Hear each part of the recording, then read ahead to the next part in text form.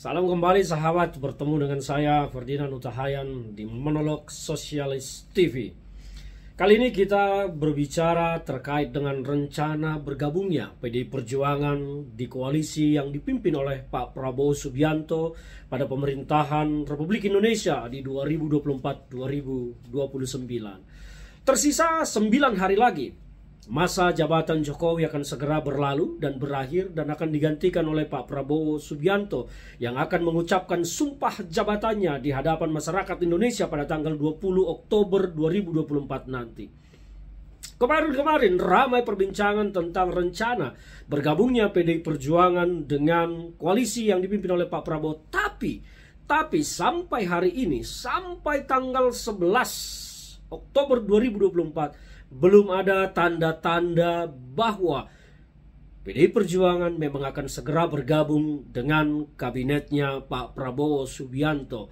Rencana pertemuan yang telah dibicarakan berminggu-minggu lalu sampai saat ini kita belum lihat dan belum dengar kapan hari tanggal pastinya pertemuan antara PDI Perjuangan, khususnya Ibu Megawati Soekarno Putri bersama dengan Bapak Prabowo Subianto. Ini akan menjadi satu hal yang akan sangat dinanti-nantikan publik dan membuat harap-harap cemas bagi sebagian pihak. Ada yang berharap betul-betul bahwa supaya koalisi ini terwujud sehingga semua kekuatan masyarakat, semua kekuatan negara bersatu padu menjalankan pemerintahan untuk menuju Indonesia emas pada 2045. Ada juga yang sangat cemas ketika PDI Perjuangan bergabung dengan Pak Prabowo Subianto. Dia akan merasa dirinya menjadi terpojok, tersulut, bahkan akan ditinggalkan dan berlalu akan dilupakan. Dan tentu ada juga yang sangat cemas terkait dengan masa depan politik, keluarga dan pribadinya. Ada juga yang menginginkan masyarakat ini bahwa sebaiknya PDI Perjuangan berada di luar pemerintahan Pak Prabowo Subianto supaya ada yang menjaga, yang mengawal pemerintahan ini ke depan sehingga tidak semua berada di pemerintahan.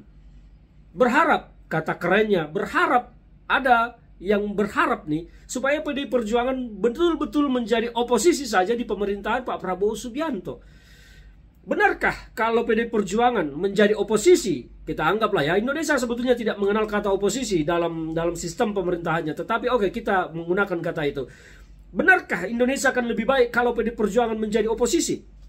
Benarkah Indonesia akan lebih baik pemerintahannya ketika PDI Perjuangan melakukan tugasnya sebagai oposan atau penyeimbang, kita anggap, untuk pemerintahan Pak Prabowo Subianto? Sejauh mana kekuatan PDI Perjuangan nanti apabila tinggal sendirian di luar pemerintahan untuk mengawal pemerintahan ini?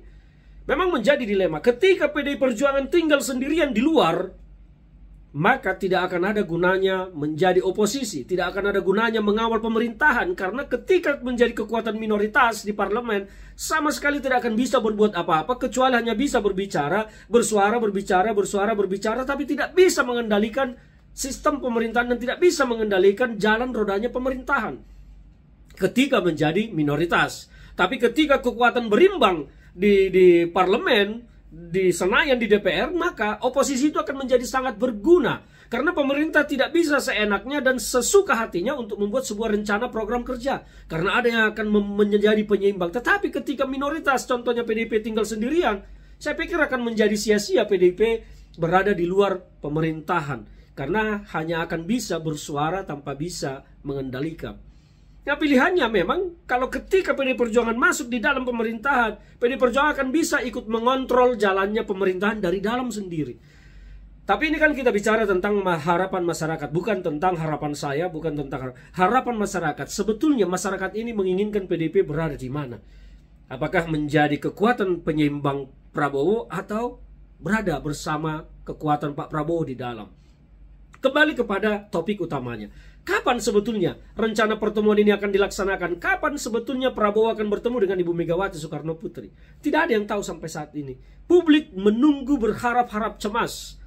Sebagian masyarakat kita berharap memang ya sudah gabung lebih baik supaya semua unsur masyarakat kita, kekuatan politik kita bekerja bersama-sama gotong royong untuk memajukan Indonesia.